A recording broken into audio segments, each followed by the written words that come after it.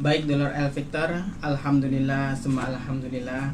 Kali ini kita diberikan kesempatan oleh Allah Subhanahu Wa Taala untuk hadir dan menyimak ngaji bersama guru kita, Bapak Profesor Dr. Kiai Haji Ilhamullah Sumarkan MAG.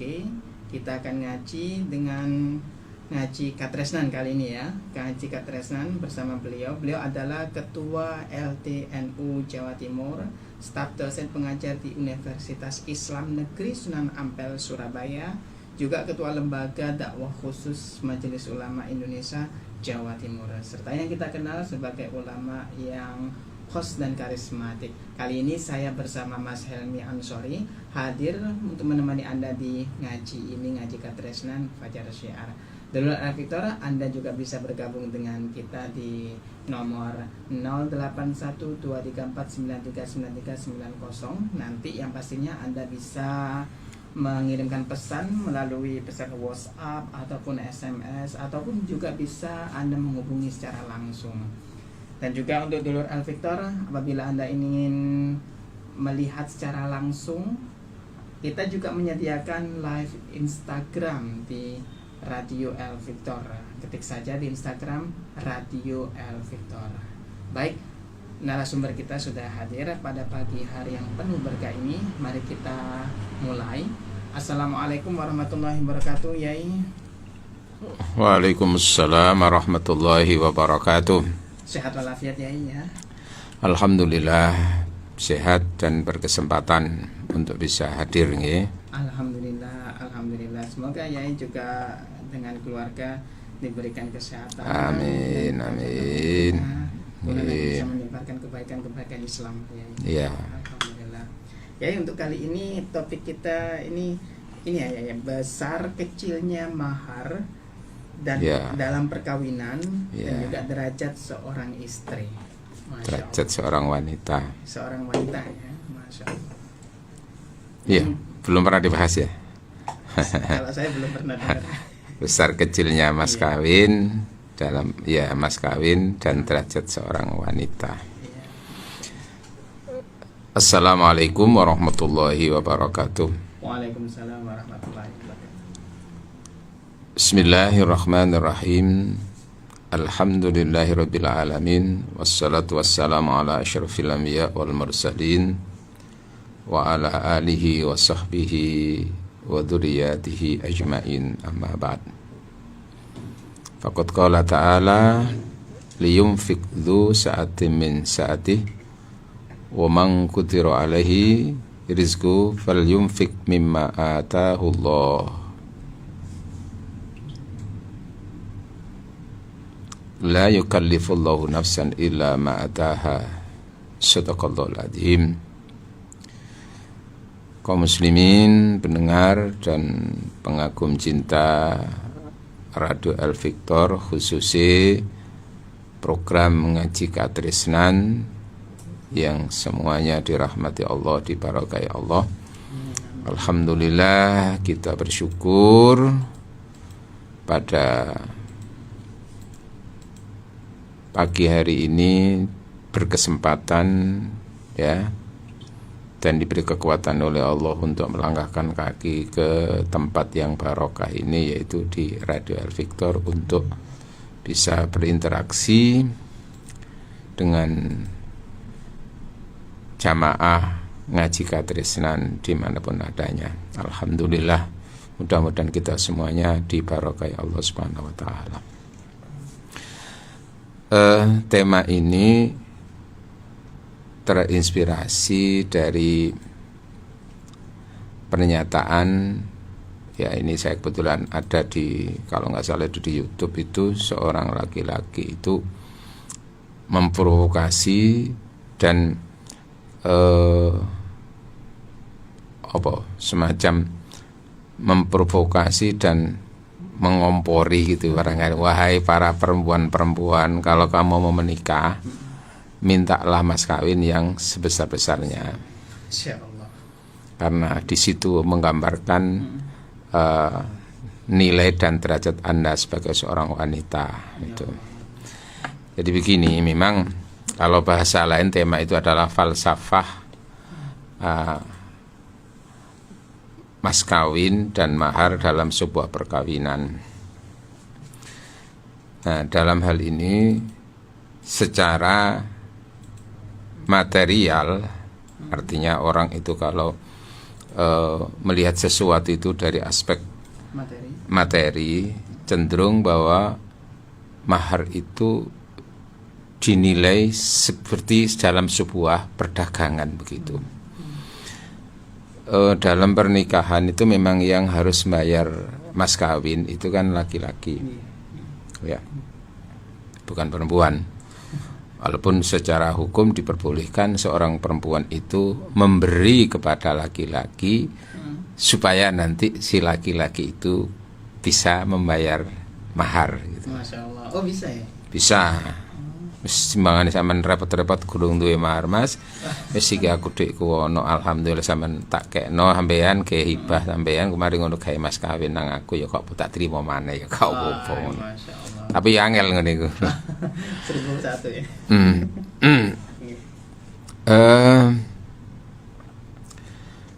Jadi gini, dalam pandangan secara ekonomi dan bisnis, yang mahar itu seperti layaknya orang itu membeli, antara jual beli. Jadi pihak laki-laki itu membeli, pihak perempuan itu yang dibeli. Ya, itu toh. Nah, maka lalu harga pembeliannya itu diberikan kepada pihak perempuan.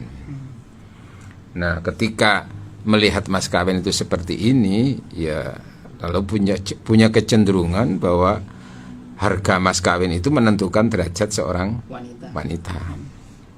Ya alasannya perempuan itu kan sudah dibeli, dan itu kan sudah untuk selama-lamanya bagi seorang laki-laki itu untuk memiliki istri yang sudah dibeli itu.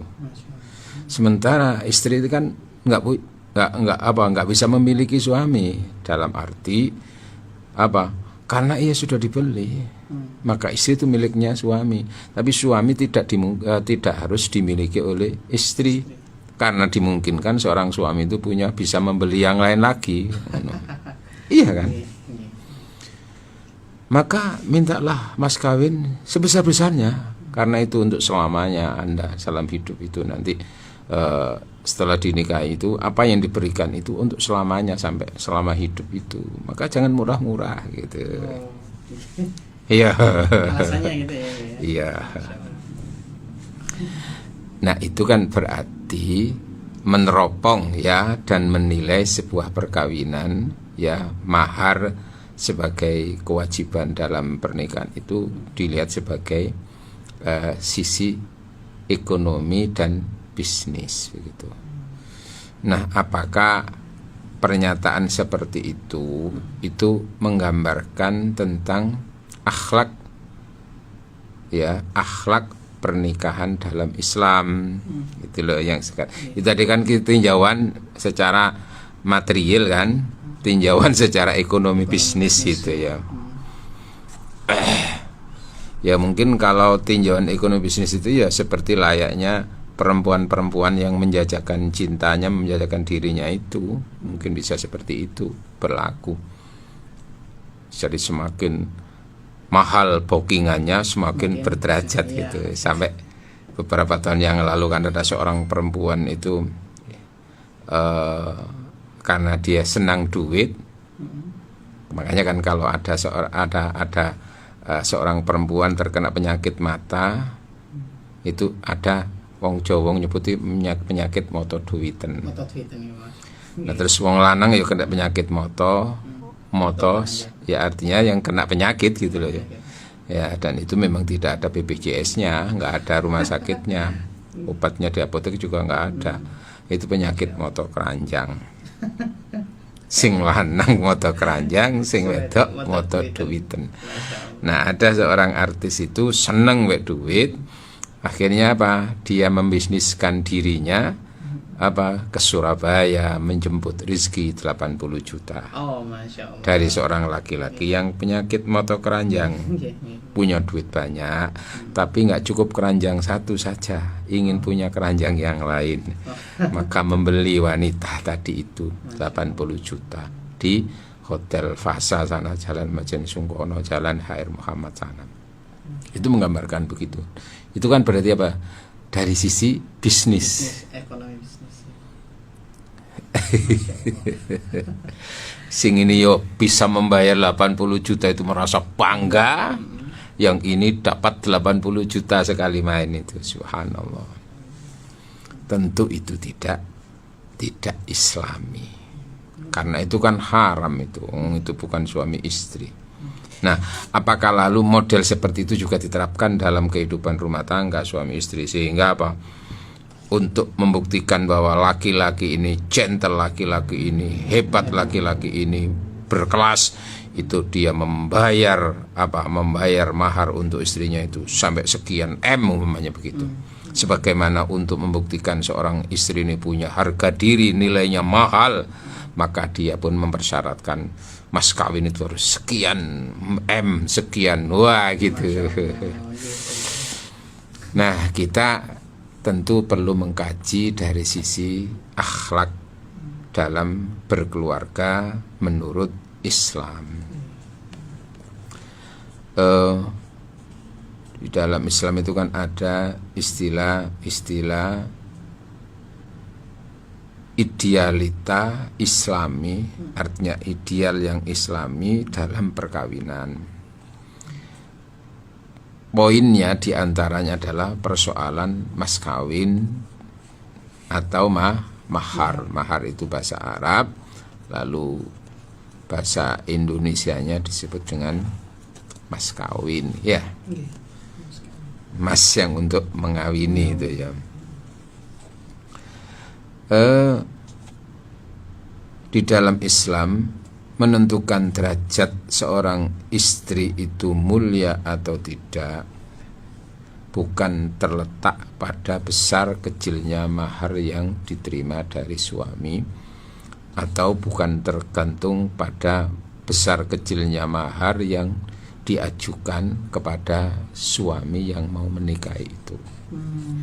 Bukan terletak seperti itu. Maka salah satu di antara akhlak dan idealita yang islami dalam pernikahan itu, satu poinnya adalah antakuna khafifatal mahri. Wanita yang baik itu meringankan mas kawin dari calon suaminya. Itu yang lebih baik. Itu yang lebih baik ya. Jadi nggak mematok itu tadi. Artinya ya mematok itu iya harus ada patokan berapa-berapanya itu, tapi tidak memahalkan. Itulah ya. Qala Rasulullah sallallahu alaihi wasallam, khairun nisa'i, sebaik-baik wanita. Nah iki. Ahsanuhunna wujuhan. Sebaik-baik wanita itu adalah wanita yang paling indah dan cantik wajahnya. Baik. Tapi wa arkhasuhunna muhuron, tapi yang paling murah dia menentukan mahar mas kawin dari calon pasangannya, dari suaminya itu. Masya Allah. Kan ada yang kadang-kadang kecenderungan.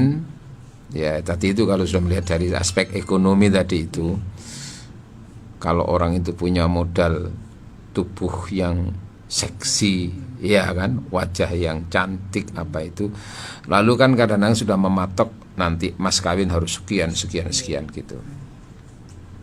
Karena Iya, pantas gitu ya. Iya, menggambarkan tingkat sosialitanya itu, tingkat derajat harga dirinya di antara wanita-wanita yang lain itu. Nah, di sini Rasul menyebutkan sebaik-baik wanita itu wanita yang cantik, ya kan? Wanita yang ayu, wanita yang manis, wanita yang elok gitu, tapi dia memberikan dengan begitu murah untuk supaya dibayar maharnya oleh calon pasangannya, tidak mempersulit, gampangannya begitu. Semangat seperti itu yang diusung dan diajarkan oleh Islam dalam urusan mahar itu. Masya Allah. Cuman memang ada anjuran dari sisi pihak laki-laki loh, gitu loh ya. Anjuran ini ya. Anjuran ya, bukan kewajiban ya. Kalau wajib kan tidak dilaksanakan, itu dosa gitu. Iya. Itu tergambar di ini, ada satu surat yang bunyinya itu begini: A'udzubillahi minasyaitonirrajim. Liyumfik dzu sa'atim min sa'atih wa man qudira alaihi rizqu falyumfik mimma atahullah la yukallifullahu nafsan illa wus'aha. Sadaqallahul adzim. Jadi la yukallifullahu nafsan illa ma ataha, sayaj'alullahu ba'da usri yusra. Insyaallah dari surat At-Tolak ayat 7-8 itu. Kita cek lagi. Nah, artinya begini. Hendaklah seorang laki-laki itu yang ketika diberi keluasan rizki, ya, dzu sa'atin, hendaklah ia memberikan dan menafkahkan hartanya sesuai dengan kadar keluasan dan kelonggaran dirinya tadi itu. Artinya seberapa dia punya kemampuan di situ, ya sebaiknya seperti itu. Kalau dia punya kemampuan bisa memberi mahar itu atau sedekah nanti itu 50 juta, ya berikan 50 juta sesuai dengan kemampuan itu. Bukan untuk harga diri, bukan kemewahan itu. Untuk kemampuan yang tadi. Sesuai dengan kemampuan. Itu ajarannya seperti itu. Ya, cuman yang perempuan jangan mematok. Istilah gitu loh, mematok. Aku harus sekian gitu. Harus sekian, artinya memahalkan diri tadi. Tapi laki-laki diajarkan supaya apa? Di antaranya menghargai wanita tadi itu. Walaupun sesungguhnya itu mas kawin itu bukan harga loh ya. Tapi sebagai bentuk kewajiban yang harus ada dalam pernikahan. Tapi seorang laki-laki itu hendaklah memberikan nafkah kepada istri. Di antaranya nafkah yang awal itu kan mahar itu, sesuai dengan dzu sa'ati min sa'ati, sesuai dengan kadar kelonggaran dan kemampuannya. Nah, kemudian berikutnya ya, ayatnya itu adalah wa man qudira alaihi rizqu, dan barang siapa yang kebetulan rizkinya itu diberi sekedarnya saja. Gitu ya. Berarti ya enggak melimpah-limpah gitu, sekedarnya saja. Iya. Artinya itu maunya orang itu kepinginnya begini, tapi ya kemampuannya adanya seperti itu namanya sekedarnya itu. Maka fal yumfik, maka nafkahkanlah juga sebagaimana apa yang diberikan oleh Allah saat itu. Masya Allah. La yukallifullahu nafsan illa ma'ataha. Allah tidak membebankan kepada siapapun ya, termasuk dalam hal urusan memberikan nafkah, illa ma'ataha, kecuali dengan apa yang telah diberikan oleh Allah kepadanya itu, sesuai kemampuan, sesuai dengan apa yang saat itu diberikan oleh Allah kepada laki-laki itu.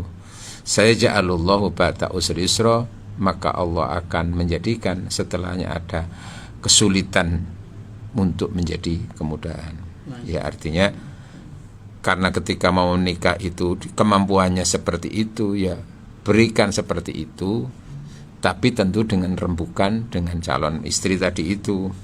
Mungkin setelah itu, walaupun mungkin mas kawin itu tidak mahal-mahal, siapa tahu nanti setelah itu Allah akan melipangkan rezeki berikutnya yang lebih luas. Maka di situ juga nanti memberikan nafkah kepada istri ketika sudah jadi, ya diberikan sesuai dengan dzu sa'ati min sa'ati tadi itu, sesuai dengan kadar kelonggarannya, sebagaimana memberikan kelonggaran. Ketika adanya sedikit, ya sesuai dengan kesedikitan tadi itu. Nah itu, ini Itu apa semangat di dalam Al-Quran dan di dalam Islam seperti itu bagi seorang laki-laki gitu loh ya. Sehingga perlu yang namanya musyawarah dulu, tanya kira-kira adik nanti menikah ini dengan saya kira-kira minta maharnya berapa. Nah mungkin perempuan yang baik juga, yes monggo terserah jenengan mampunya berapa saya terima, gak repot-repot kulo niku. Nah laki-laki diajarkan supaya apa? Aku mampunya segini, Allah memberikan rezeki aku segini ya. Paling enggak BE punya mentoknya berapa sampean dek ya mungkin sampean bayar aku 1 juta ya monggo, 2 juta ya monggo. Nah sementara laki-laki itu punya kemampuan yang luas kok. Sudah gini aja dik, mosok kon 1 juta dik, aku rezekiku akeh kok alhamdulillah. Aku tak kei mahar 10 juta ya. Tak tambah dengan intan, berlian, cincin apa. Yes, monggo Mas, aku yang jelas tidak mentarget itu. Ngono apik sakjane ngono. Indah sekali. Itu tuh aisaruhunna kata Rasul kan yang paling mudah gitu loh. Mudah tadi tidak mempersulit gitu loh. Nah, laki-laki ya tadi itu. Nah, sehingga di dalam Islam sesungguhnya mahar besar kecilnya itu bukan sebagai ukuran derajat nilai seorang wanita dalam sebuah perkawinan. Memang kalau dilihat dari sisi aspek bisnis dan ekonomi tadi, ya tadi itu semakin tinggi nilai maharnya, semakin nilai derajat sosialnya itu tinggi. Laki-lakinya jos, sing wedok yo hebat. Kenapa? Wah, sampai dia dapat mahar segitu itu. Kalau perlu itu sanate mau dinikahi supaya dibangunkan rumah dulu. Ya kalau dulu kan sampai ada cerita sejarah itu kan begitu. Bangunkan dulu apa itu? Istana. Bangunkan dulu apa itu? Dibangunkan dulu sampai ada yang namanya itu di Jawa Tengah itu apa? Candi-candi itu ya. Candi. Sekian itu selesai gitu. Menggambarkan itu kan begitu derajat itu. Nah, ada beberapa ya testimoni atau beberapa peristiwa-peristiwa zaman Rasulullah. Nah, gitu loh. Rasulullah Muhammad sallallahu alaihi wasallam pertama wa aulama, Rasul itu sempat mengadakan walimah ketika pernikahan. Nah, ini juga begitu. Hubungannya dengan walimah itu gimana itu? Apakah walimah yang diadakan itu menggambarkan derajat di dalam Islam? Semakin besar yang diundang sampai ribuan itu menggambarkan, apakah itu menggambarkan derajat kemuliaan dalam Islam? Ya. Kan memang secara sosial itu begitu menggambarkan. Wah, yang diundang sampai ribuan, nyewa gedung sampai 2 dino acara ini. Nah, Rasulullah itu mengadakan walimah ala ba'dhi nisa'i terhadap sebagian istrinya. Syukurannya itu bimuddaini min syairin, dengan modal apa? Gawe selamatan. Oh, selamatan ya saiki ya. Masak-masak 2 liter dari gandum dimasak. Terus setelah itu apa dipanggilkan teman-teman, dipanggilkan sahabat untuk makan-makan di situ, syukuran. 2 liter gandum. Iya, itu pernah aja. Wa alal ukhra, dan yang lain kadang-kadang Rasul syukuran atau walimah pernikahannya itu bumudaini 2 liter apa? Min tamrin, dari kurma kan makannya ada gandum, ada kurma dan roti yang dibuat roti, gandum dibuat roti itu. Wa kana Umar, dan Umar itu pernah menyatakan yanha anil mughala fis sadaqah. Umar ketika jadi khalifah itu juga memberikan edaran kepada umat Islam waktu itu untuk tidak memahalkan, melarang untuk memahalkan ya, ngelarang no, semakin larang semakin mahal gitu lah ya, fis sadaqah dalam urusan mahar. Wa yaqulu, dan berkomentar Umar, ma tazawwaja Rasul tidak menikah ya, ma tazawwaja Rasul sallallahu alaihi wasallam wala, dan tidak juga menikahkan anak-anak putrinya bi aktsar min 400 dirham, dengan modal tidak lebih dari 400 dirham. Tidak lebih. Tidak lebih. Mika apa? Bi aktsar tidak lebih dari min arba'ati mi'ati dirham, dari 400 dirham. 400 dirham itu apa? Kalau sekarang itu ya mungkin 400.000 atau apa begitu barangnya, 1 dirham. Walau kanatil mughalah bi muhri nisa, sekiranya mahalnya mahar bagi seorang perempuan itu mukarramah, sebagai bukti tingkat kemuliaan seorang wanita di hadapan Allah atau dalam agama, la sabaqa ilaiha Rasulullah, maka tentu Rasul akan memulainya seperti itu. Kalau itu sebagai bukti tingkat derajat kemuliaan seorang wanita. Tapi Rasul ya Tidak. biasa. Sederhana. Iya, sederhana tadi itu gitu. Cuman tadi tetap intinya Rasul juga mengajarkan, kalaupun mengajarkan tentang kedermawanan seorang laki-laki kepada seorang istri, yang mana kedermawanan itu tidak harus dibuktikan, dilambangkan di dalam mas kawinnya itu gitu loh ya. Tapi nanti kedermawanan itu adalah ketika berlanjutnya nanti pernikahan itu sudah menjadi suami istri itu. Sehingga Rasul menyatakan ma akraman nisa illa karim, tidak seorang pun laki-laki yang memanjakan dan membahagiakan istrinya dengan melimpahi hartanya atau apanya tadi, nafkahnya itu, kecuali dia ada laki-laki yang karimun, mulia. Jadi begini, ada 3 tingkatan ya dalam hal memberi belanja. Tingkatan paling standar seorang laki-laki itu adalah memberi belanja sesuai dengan kebutuhan dan permintaan istri. Jadi memberi ketika diminta. Ya. Ketika diminta lalu tidak memberi malah marah, itu bakhil itu. Nah ini bahasanya itu seperti itu, sakhoon. Ya itu. Loman ya. Loman singkatan dasar itu. Ngono iku ya seneng wong wedok, Mas iki butune sakmene. Piro Dik? Sakmene. Lah jak akeh. Lah iya sampe sak delok. Oh iya ya. Nah itu memberi ngono. Ngono iku ya seneng wong wedok niku. Tapi nanti ada tingkatan itu memberi kepada istri ya nafkah tadi itu tanpa didahului permintaan istri, karena suami tahu itu memang kebutuhannya. Iki Dek, lu aku kurang butuh ya Mas iki. Ya timbangan niku pas butuh sampean dolek-dolek, aku pas kak nyekel duit lah isi ki.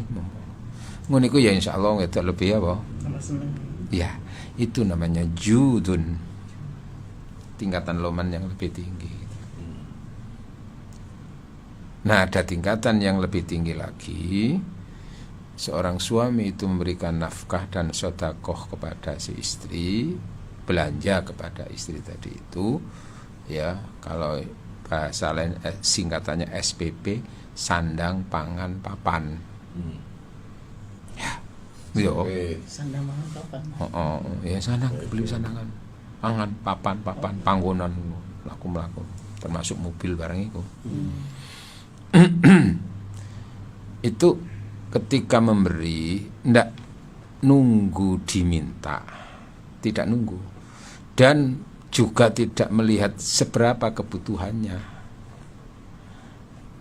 Loh, kebutuhannya 5 juta, 10 juta, tapi pas waktu itu dia punya rezeki yang luas, yaitu tadi saat ini kebetulan dia megangnya itu 25 juta, ya diberikan semuanya. Lah aku butuhnya 10 juta loh Mas. Wis ta kawon kabeh gak apa-apa aku. Aku paling gak seneng aku nyekel dhuwit. Aku seneng nek sampeyan nyekel dhuwit. Nggih. Wis kawon kabeh kono, terserah kono. Belanja nopo kono. Entek-entek sedina rong dina nek entek malah sumpah aku. Masyaallah.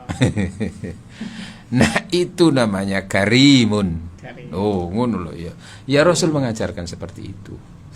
Tapi tentu dalam Islam berkaca kepada Rasulullah, bukti kemuliaan dan kedermawanan seorang suami itu tidak selamanya harus memberi dan memberi, tapi juga diukur memberi dalam rangka itu untuk kebaikan, gitu loh ya.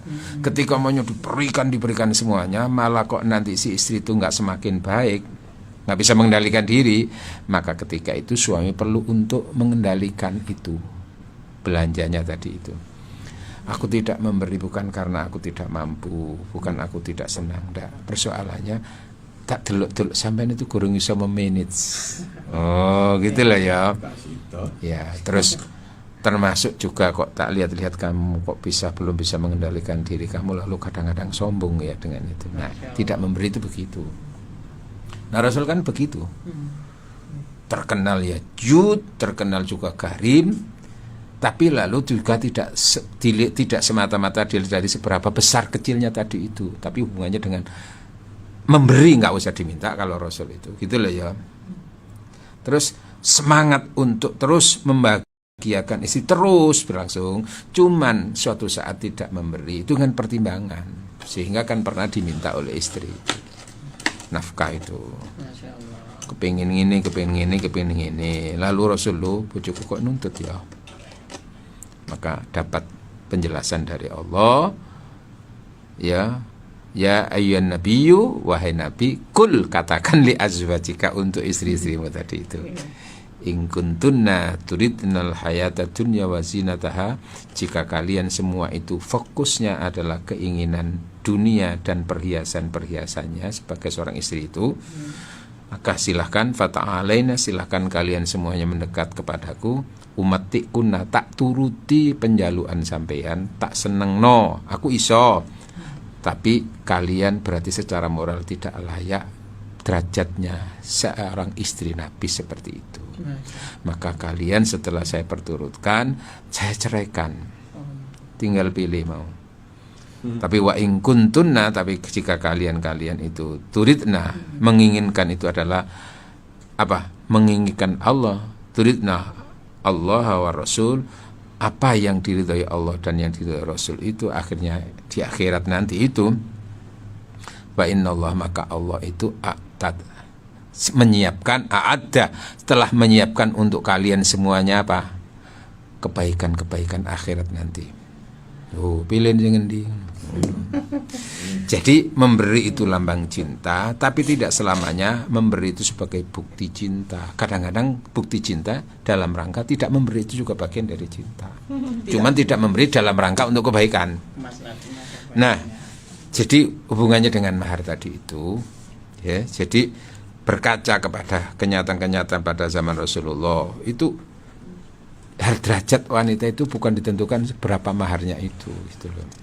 Tapi mulianya seorang laki-laki juga sangat tergantung seberapa dia memberi nafkah kepada istri. Lho betul ya.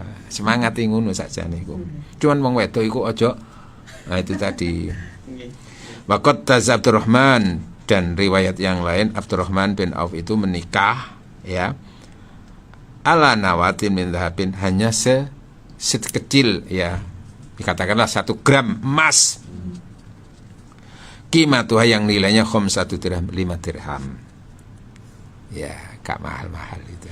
Itu contoh-contoh seperti itu. Jadi dalam Islam, nah ini qala Rasulullah juga menyatakan, qala sallallahu alaihi wasallam, inna a'dhaman nisa'i barakatan.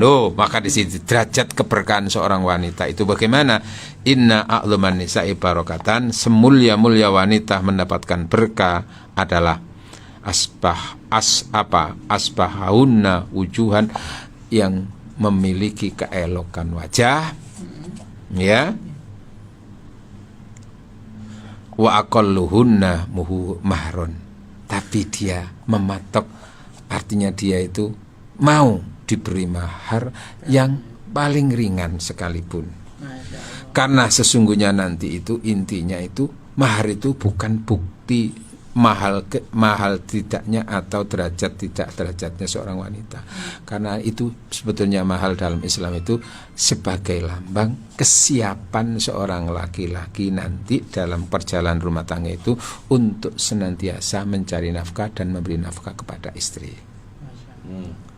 Daripada nanti mahal di awal, mari ngono berikutnya medit. Karuan. Atau kadang-kadang itu seperti hanya umpan. Oh. Umpan kan bagaimana supaya orang itu tertarik, mari ngono ide-ide anu kan ono ngono. Iya kan? Iya. Karena ada itu kemarin tuh artis di Indonesia itu dinikahi salah seorang yang berderajat di Malaysia itu ya. Oh, iya.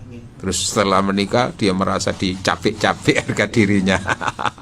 Kembali lagi ke Indonesia. Mungkin seperti itu. Masya Allah. Oke.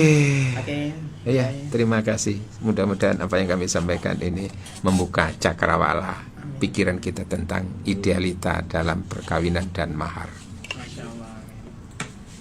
Ya, lagi rame memang masalah yang kita bahas ini, di mana banyak keluarga wanita yang membesar-besarkan mahar dan tidak menyesuaikan kondisi calon Suaminya, ya.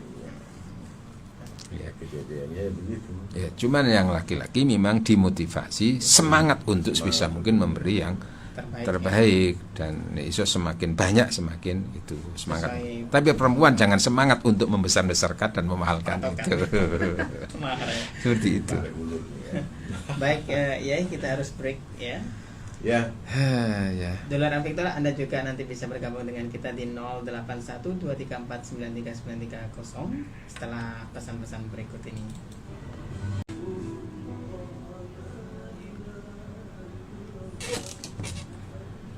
Baik Dolar Victor, kita lanjutkan kembali ngaji kita bersama narasumber kita Dr. Kiai Haji Ilhamullah Sumarkan MAG. ya ada sedikit waktu, boleh kita membuka WA atau Ya. mungkin ada telepon, silakan. Sudah masuk WA ini? Oh ya, ya. Ya. 081234939390. Assalamualaikum Ustaz. Waalaikumsalam warahmatullahi wabarakatuh. Kalau mahar orang tua wanita ikut campur itu bagaimana? Misal dari pihak calon suami sudah memberikan mahar seperangkat perhiasan, terus orang tua pihak wanita kok nggak ada uangnya ya, bilang seperti itu. Nah, bagaimana hal seperti ini? Terima kasih sebelumnya. Ya, memang diharapkan ya sebaiknya memang mahar itu berupa uang, karena uang itu lebih mudah untuk kepentingan ini gitu. Lebih mudah itu uang. Mungkin itu tadi kata kok nggak ada uangnya itu mungkin itu Dari pihak ya, itu ya. atau ya memang dianggap masih kurang gitu loh ya.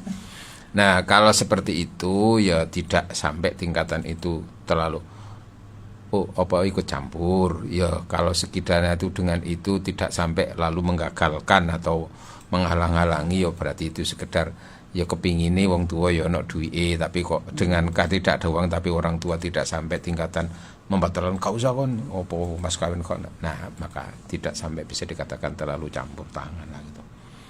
Memang yang sebaiknya itu ya antar calon suami dan istri tadi itu, tetapi mungkin lalu si pihak anak itu juga nggak ada salahnya minta nasihat sama orang tua. Pak ngapunten iki kula nyuwun pertimbangan kinten mahar kula niku pinten kali Mas niki. Nah wong tua iku mau sing dari sisi melihat dari sisi aspek akhlak dan agama tadi ya tadi seperti yang dikatakan Rasul itu. Wis nak wis barokah sekedarnya seandainya apa itu pernikahan itu tanpa mas kawin itu diperbolehkan maka sebetulnya nggak usah nggak apa-apa kok. Yes sekedarnya sampean ya opo wis karepe sampean ya opo wis terserah calonmu mau memberi seberapa. Nah itu seperti tadi itu semangatnya wong lanang dikongkon nek iso mampunya berapa itu ya itulah kemampuannya. Nah perempuan itu ya nek iso gampang noai ngono sajane termasuk keluarga mestinya juga begitu. Gitu ya. Harus saling pengertian gitu. Tapi kan ada yang kadang-kadang itu orang tua yang matok, oh niku supaya nak urip mulya nanti itu mau nikah harus begini harus nek perlu calonmu sendiri omah dhisik. Nikah kan akhirnya gak payu-payu nek ngono. Maka tadi itu aja zamannya hanya perlambang sebetulnya pernikahan itu sedekah untuk ke depan itu. Sehingga yang penting nanti ke depannya itu. Nah, Jadi gitu. orang tua ikut-ikutan tidak masalah. Memberi saran tidak apa-apa itu, tapi jangan terlalu mendikte sampai tingkatan gara-gara tidak sesuai dengan keinginan orang tua terus dibatalkan pernikahan itu. Nah itu tentu, nah itu baru dikatakan apa terlalu ikut campur gitu loh ya. Ya. Ya, suami tadi ya jangan terlalu tersinggung dengan itu. Barangkali memang sekedar orang tua ya kepingin nek iso ono duwike, anake ya butuh duit ngono. Itu nggih. Nggih. Oke. Baik. Gimana Mas Helmi? Jamnya kita sudah sampai pada akhir perjalanan kajian siar hari ini. Ya mudah-mudahan kajian kita yang singkat nanti kan berlanjut itu. Ya makanya saya bukan punya buku namanya Miftahus Sa'adah Zawjiyah, kunci kebahagiaan suami istri. Itu diantaranya tadi itu. Ada bicara idealita dalam pernikahan tadi kan salah satunya adalah pelan mahar. Nanti kan masih ada ideal-ideal yang lain itu. Oke, nggih. Mudah-mudahan yang kami sampaikan manfaat dan barokah. Jelas Madiun Kudanan terus tuku kupat nang Bojonegoro. Matur suwun pangeran sing balas nek wonten lepat kula nyuwun ngapura. Ihdinas siratal mustaqim. Wassalamualaikum warahmatullahi wabarakatuh.